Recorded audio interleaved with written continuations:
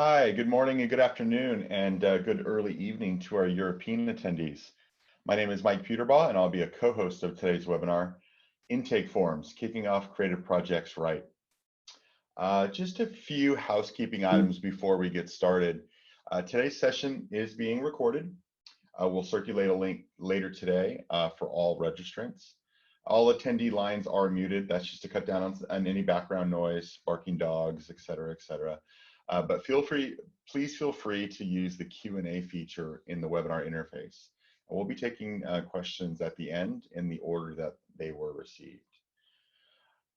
Really quick, I wanted to introduce today's presenters. As I mentioned, my name is Mike Peterbaugh. I'm the CMO here at Ziflow, and I'm joined on today's presentation by Will Liu, our VP of Operations. Hi, excited to have everyone on the webinar today.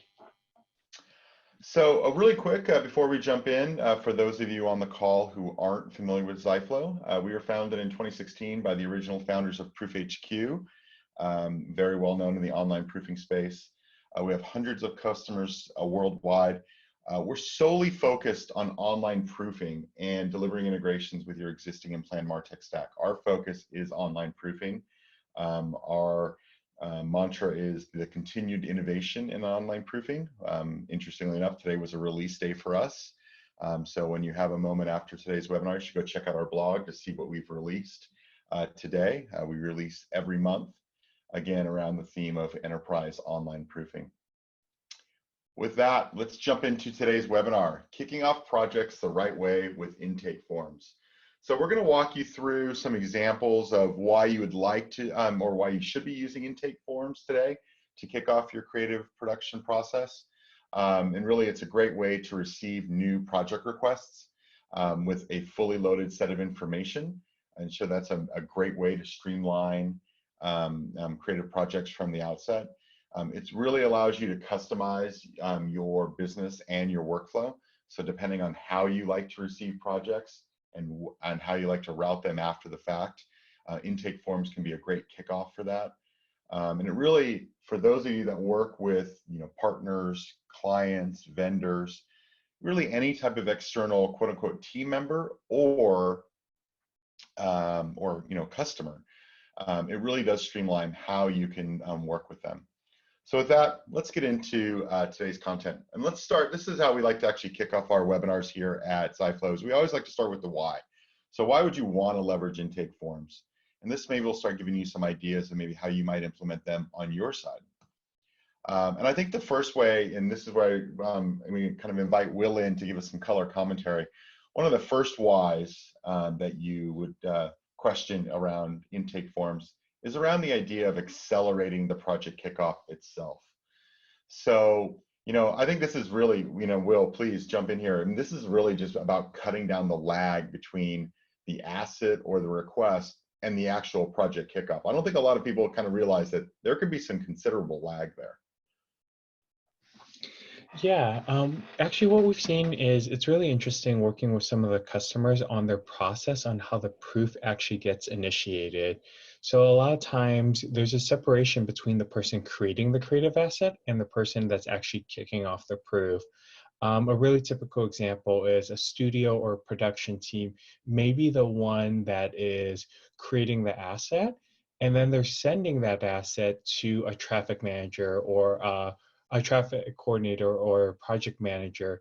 And what typically happens is they're sending it a couple of different ways. They're sending it via email, they're FTPing it over, they're uploading it into some sort of shared drive.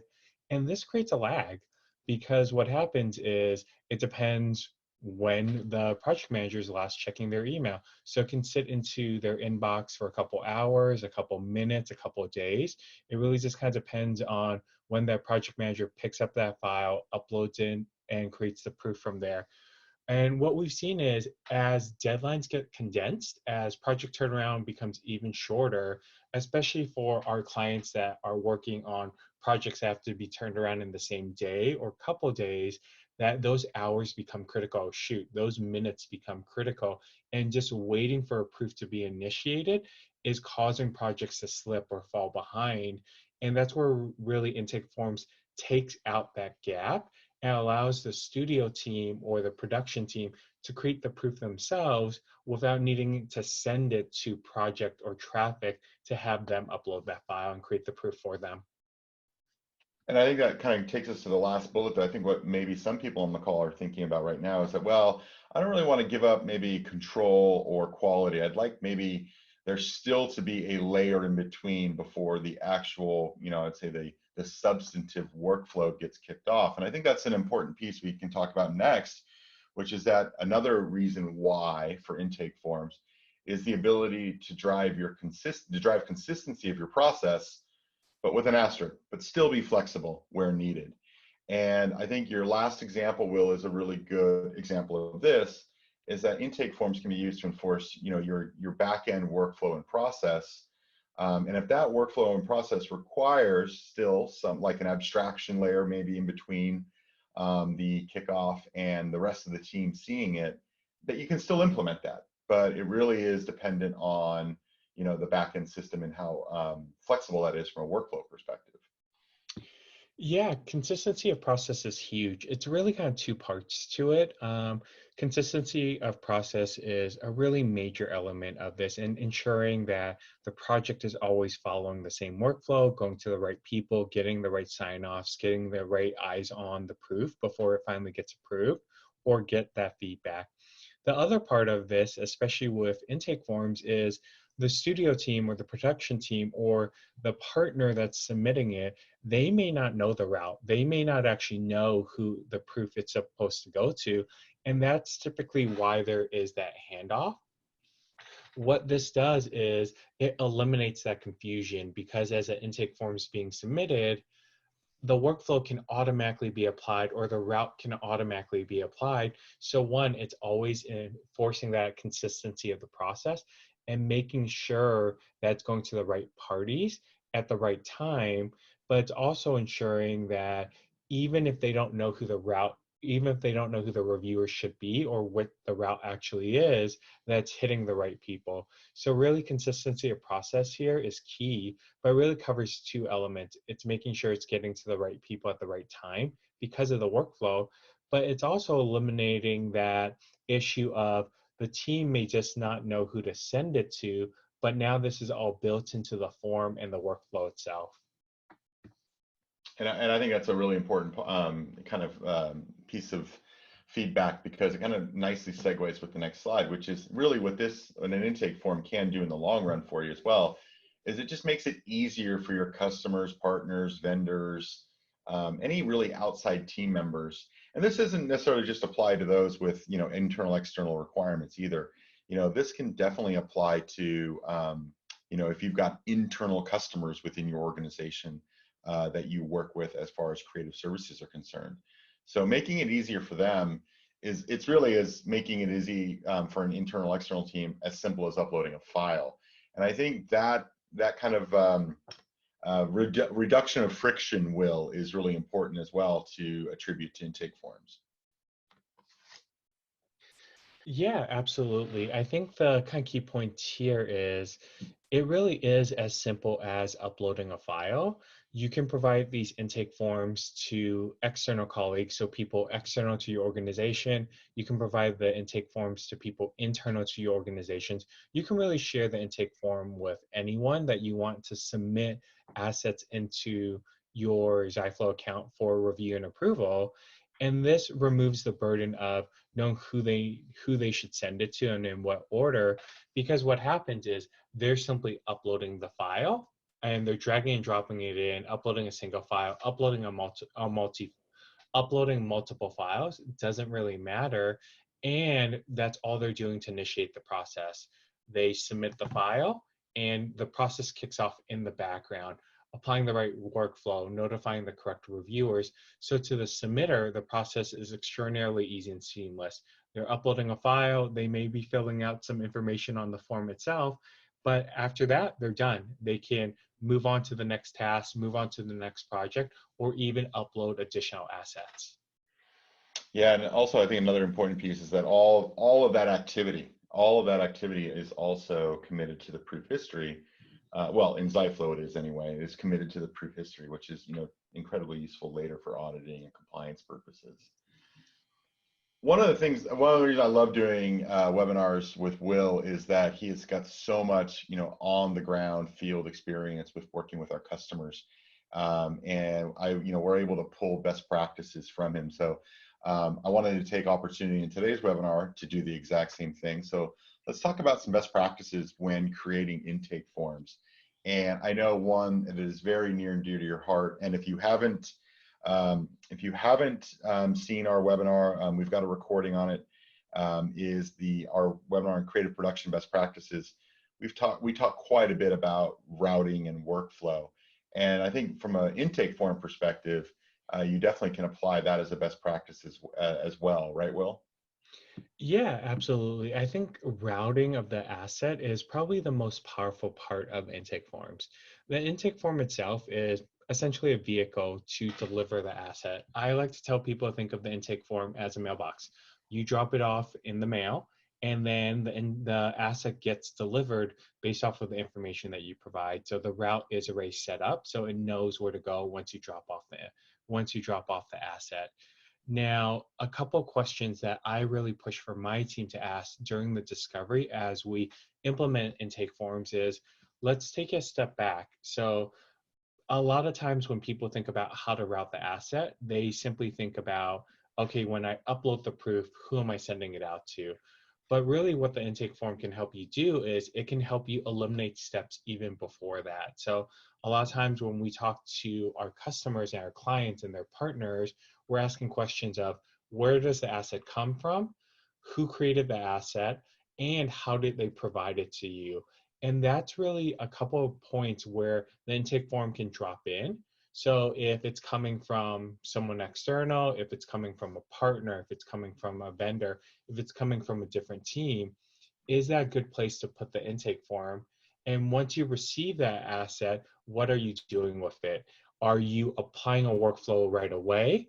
Is it going to an individual, and then are they determining what should happen based off of either custom metadata or the proof itself? So um, I think of a pitfall a lot of people fall into when they start looking at automating things, especially like intake forms, is they want to automate everything.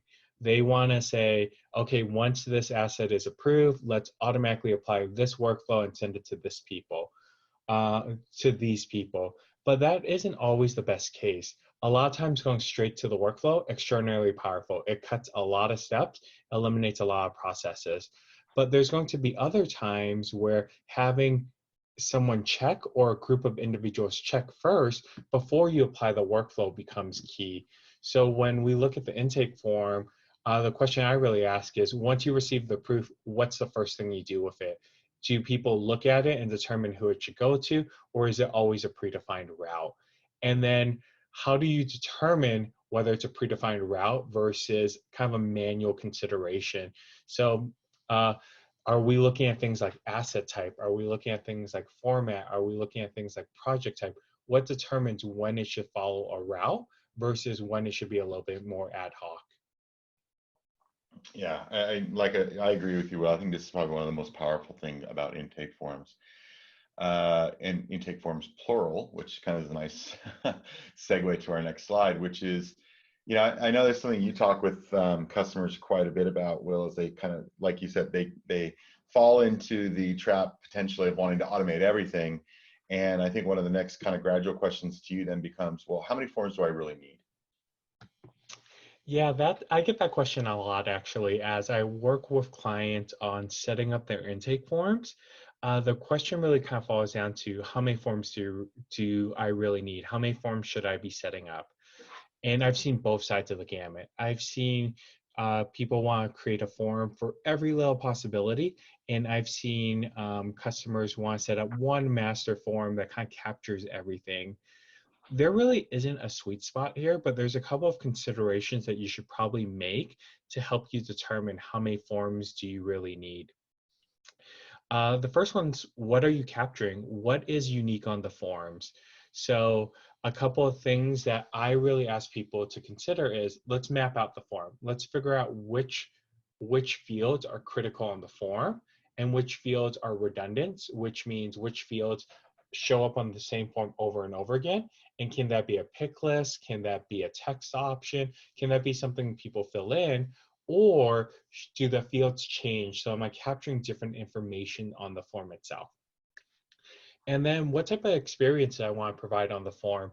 Do I want to brand this form for clients? Do I want to provide a vanity URL? So something that's easy to remember and easy to access. So really the two top considerations that I work through with clients is what are the fields for the forms? If your fields are very similar, we could probably make it fit on one form instead of having 10 forms that you need to keep track of and constantly update. If there are differences and you're capturing different information depending on who's submitting it, then different forms are probably going to be helpful here. And then what type of experience do you want to provide on the form? Should each form be branded to the client you're sharing it with? Should it be branded to the partner you're sharing it with? Should we provide vanity URLs to make them easy to remember and access? So those are a couple of the key considerations when we talk through how many forms. Like I said, there really isn't a sweet spot here. So I can't really say that 3 forms is the perfect number because for some organizations, we can make it all work with one form. And for some organizations, some of our clients, I've seen upwards of 20, 30 forms, just depending on the experience that they want to provide.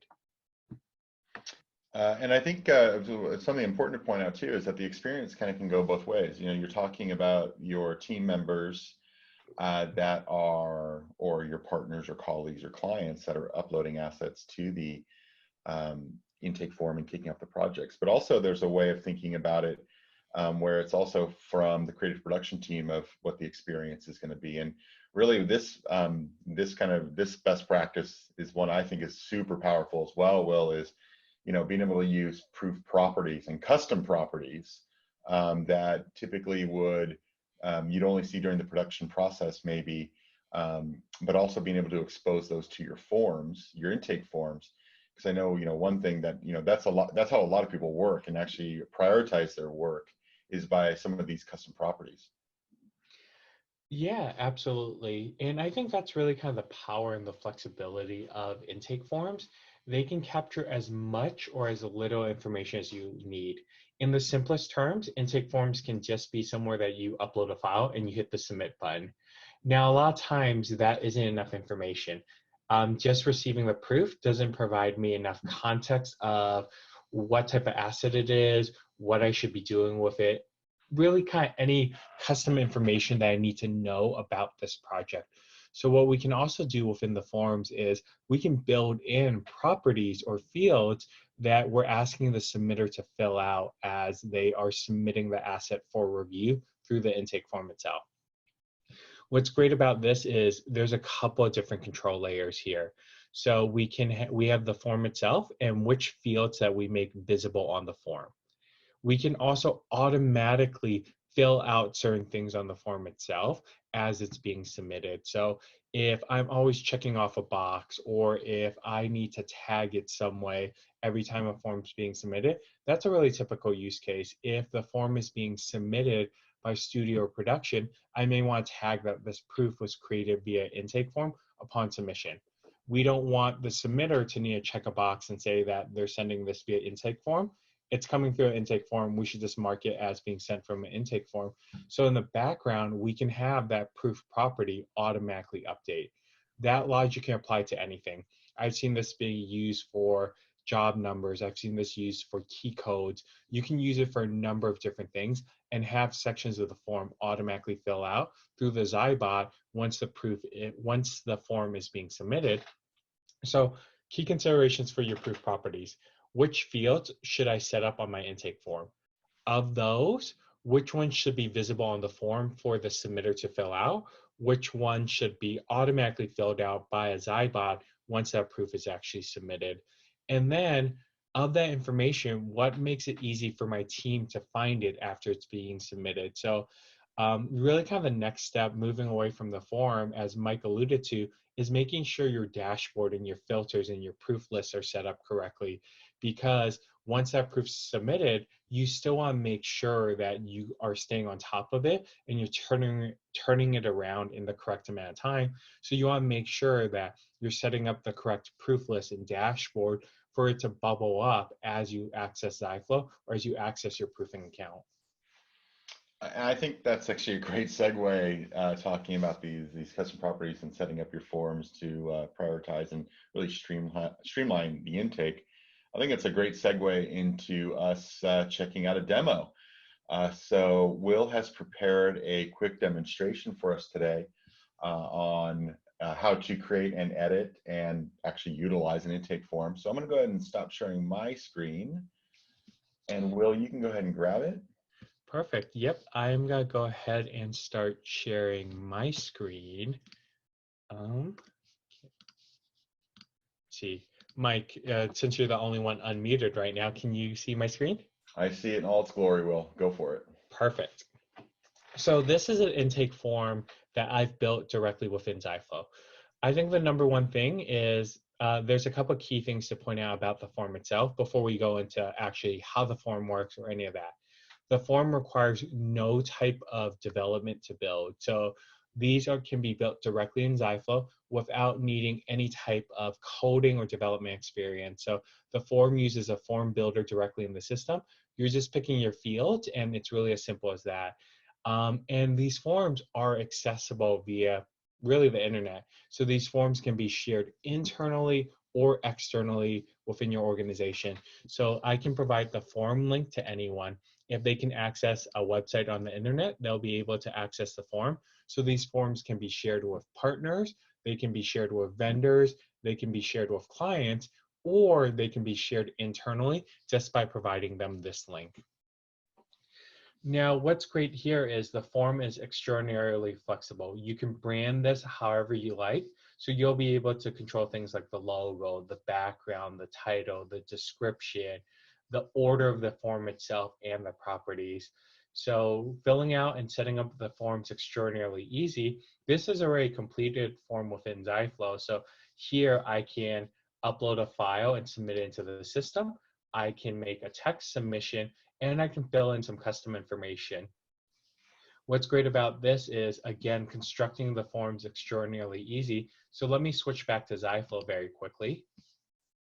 And here I have my form builder. So if I want to edit the form and, for instance, add in a new property, this is a partner intake form. So I may want to ask who the partner is as they're submitting it. So let's see. Let's go with project name then. So here I can add in a new field on my intake form, as simple as just selecting the field I want, hitting the save button here, and in real time, it's gonna update the form. So if I refresh this form, now I can see the project name field that I just added in the form builder on the bottom. Since my form is ready, let's go ahead and use it to submit a proof for review. I'm going to very quickly throw in a PDF. As for the form details, I can fill in the information or not, depending on whether those fields are required or not. In this case, they're not, so I'm going to go ahead and skip them for now. Once I'm done filling out the form, it's as simple as hitting the submit button to submit the file for review and approval. We saw a progress bar as it's being uploaded, lets me know that my submission has occurred, and I can come in here and I can submit another if I need to. What's happening in the background is that file is being taken in from the form itself, and it's going to automatically create a proof within Ziflow. So here I can see that the proof has been submitted. It's creating the proof, and it actually automatically applied a workflow for me. So for each form, I can designate a specific workflow template. So as the proof is being submitted via the form, we take that file, we process the proof, and we're all automatically applying the workflow. And it's just this, and now that the proof has been processed, it's that same experience as if I created the proof and applied a workflow directly within Ziflow. Couple of key things here is, now that the proof has been processed, like I said, the experience is the same. I can change the workflow if I need to. I can append the workflow. I can adjust my reviewers. I can add new stages. All the form did really was take in the file, create the proof, apply the workflow.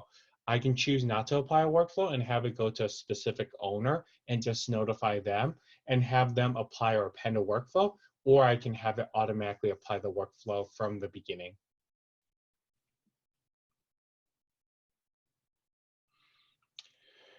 That's really kind of a quick tour of intake forms for everyone. Just a couple of key other points to mention. There's really no limit to the number of intake forms you can create. As you can see in my account here, I have 2 intake forms fully built out.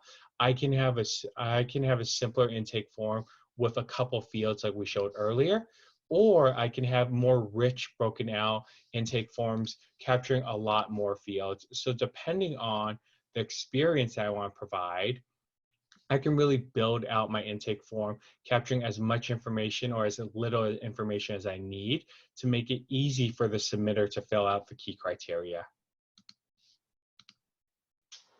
That's great, Will. Thank you very much for that demo. I think what we're going to do now is we are going to, let's go into Q&A. We've had some questions asked during the course of the presentation today. So let's go ahead and move on to Q&A. And while I get those questions kind of gathered, I wanted to mention that for today's attendees, we'd like to offer to build you an intake form for free, or at least show you how you would implement an intake form on top of Ziflow. So we'd love to build your intake form with you. So if you go to ziflow.com/intake-form, you provide us with your information, or simply just email us, or even just put your information in the Q&A or comment section here in the webinar. We'll reach out to you and we'll help you build your form. And we'll, after building the form, we'll show you how to edit and update the form and create new ones, of course. Map the form to your existing creative workflow, so how you like to work, and also accept new asset versions via the intake form. Which actually, it's interesting, that last bullet, I see a couple of questions around versions. So Will, actually, I'm going to jump those around because we have multiple questions. And I think the gist of both questions is, how would I submit an updated version of a project through the intake form? You might be back on mute, Will. Thanks, Mike. Sorry, I was talking to myself right there. That is a great question. So what we can do is you can actually create validation on the form itself. This provides 2 layers. So within the form, one of the settings that you can apply is submitter validation. That provides 2 kind of control mechanisms. One, submitter validation ensures that the person submitting the form is who they say they are. So this means that you're not getting spam form fills. What it also allows us to do is, by using submitter validation, we know who your submitters are, even if they're not Ziflow users. So if a client, for instance, submitted an asset via the form, and that you use submitter validation, the next time that they submit an asset using that form, there's actually going to be a checkbox on the form itself that says create new version, and it'll show them what they've submitted previously. From there, they can actually select that and version directly on top of that. So it'll show them only the proofs that, only the files and the proofs that they've submitted previously. They can select that one and hit submit from there, and it's automatically going to version on top of that. So if they submitted V1 and then they are coming in again and they're checking that box and selecting that V1 and they're submitting, we'll automatically make that V2 for them. That's great. That's great. Yeah, we actually had a few questions around versions, so thank you for answering that. I'm actually going to get out of presenter mode just so I can see, make sure I see all the questions. Next question is around, do form submitters, I think this is from a Ziflow customer, do form submitters need a user license of Ziflow? No, that's actually the great part about intake forms. Form submitters do not need a user license of Ziflow. Anyone can be a form submitter as long as you're sharing the URL with them for them to access that intake form. So these can be your guests, these can be your reviewers, these can be your users. Anyone that you've shared access to the form with, anyone that has that URL can submit via that form. So they don't need to be users of Ziflow. Here's another great question, kind of talking about workflow, is can you add assets to the proof after it's been created? For example, if an artwork PDF is uploaded, can a graphic slug be added when the proof is generated? I think it's a great question. And, one of the things that I think is kind of goes unseen a lot is the ability to also add attachments to comments. So that'd be definitely one way to tackle it, right, Will? Yeah, I would say attachments to comments is probably my number one recommended way to access that. So once the proof is generated, you can go in, and we see this a lot, especially when people are with templates where people are blocking on the template. After the proof is generated, they can actually make comments on the blocked element on the template itself and actually make an attachment to that comment.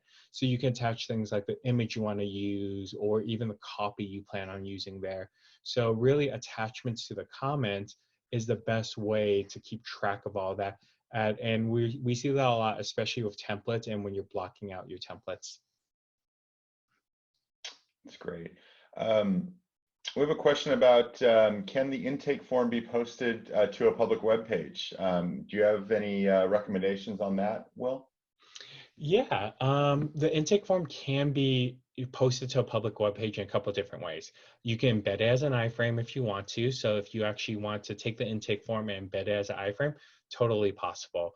That's going to, my one caveat there is it depends on how that web page is set up. Not all web pages support iframes, but the intake form itself can be embedded via an iframe. Or what we've seen is it's just a link on a different page. So I've seen these links hosted on client websites. I've seen these links hosted on internal intranets. So you can provide it as a hyperlink, or if you want to make the experience even simpler, you can embed it as an iframe. Great. This is actually, there's a couple of questions around this, so I'll see if I can combine them. Will, we are actually just talking about this a little bit earlier about the different types of file formats that can be uploaded. And we also have a question about what about projects that don't always start with a brief or an asset? How do you handle those via the intake form? So kind of two questions, like, what types of file types are supported and what if there is no file type to begin with? Yep, great question. Any file type that's supported within Ziflow is supported via the intake form. So we support about 1,200 different file types within Ziflow. Any of those file types can be submitted via the intake form. And what's great is you can even submit the intake form without a file. So what we see that a lot is for the briefing process. So they may be providing a quick project summary, they may be providing a description, and what you can do is you can actually set up and construct an intake form just with a text box. Once they fill out that text box, we'll actually take that text and take that text and convert it to a proof for you, so they don't even need to create or attach a file on the intake form submission. So long answer, but really kind of short answer here is we support all 1,200 different file types within Ziflow through the intake forms. And if you don't want to upload a proof from project initiation, say you want to start it off with the brief, then you can actually just fill in a text box and we'll automatically generate a proof from that text box. Great, thanks. Lots of great questions today. I think this may have broken a record for how many questions we've answered at the end of a webinar. One, I think we have a question here. It might be from a Ziflow customer. Actually, is at what roles within Ziflow Will can edit and can create and edit intake forms? So anyone with a manager, so to create and edit intake forms, you're going to need a manager or admin permission. Essentially, you're going to need permissions to create a Zybot. So if you have Zybot permissions within Ziflow, you'll be able to create an intake form. What's actually really cool here is getting into the weeds a little bit. You don't actually need a workflow template to apply a workflow to an intake form. And what I mean by that is workflow templates traditionally can only be created by by account administrators. Now you don't actually need that workflow template to exist. When I build out my intake form and I'm attaching it to my Zybot, I can actually stage that workflow and still have an automated workflow that isn't a template. A couple of benefits to that is if there's a unique workflow for this intake form, I may not want to create a template for that because it's only going to be applied on the intake form itself. So I don't want it to show up in my workflow templates. So I can actually build that workflow as I'm building the Zybot for the intake form. Okay, cool, great. And it looks like that wraps up our last question. Thank you for all the great questions and engagement today. That's really great. Looks like we found a subject that people are really interested in, Will. So I hope that many of you will take advantage of this offer and go to ziflow.com/intake-form and connect with us about helping us or letting us help you create a great new intake form to kick off your creative production process. With that, Will and I are going to sign off. Again, thank you for taking out part of your busy day, especially those in Europe, taking out a part of your evening to join us today. We really appreciate it. Like I said, we'll be in touch with a link to the recording of today's presentation. And please do feel free to reach out to us if you have any questions. We're always happy to help. Thanks, and have a great day.